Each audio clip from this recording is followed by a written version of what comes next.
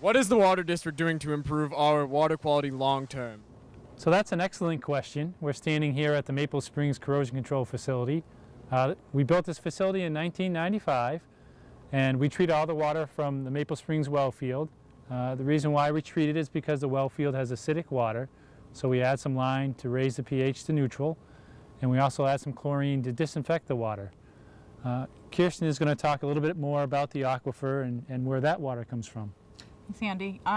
Yeah, so the aquifer that supplies the wells here is very productive. It's an excellent aquifer. However, the same thing that makes it so high yielding also lends it to being high in natural minerals like iron and manganese.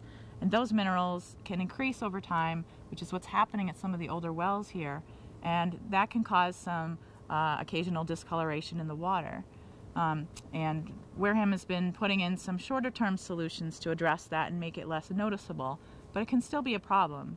So some longer term solutions are underway.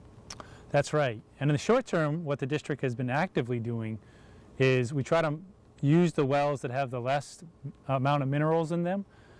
We also add chemicals so that those metals don't come out of solution, so you don't get brown water.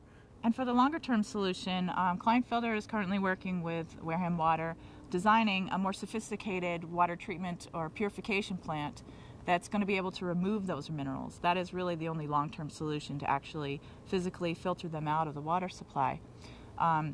So here you can see is a early schematic plan of some of the preliminary design we're working on right now, and we're evaluating a number of technologies.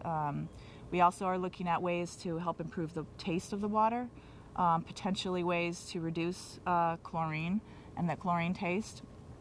We're also looking at some state-of-the-art technologies that might be able to address potential future contaminants in the event that other contaminants show up in the water supply.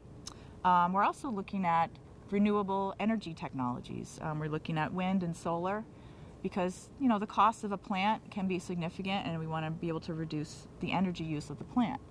The district actually has a solar field right up the road, and the plant, the future plant here, might be able to tie into that and reduce operating costs.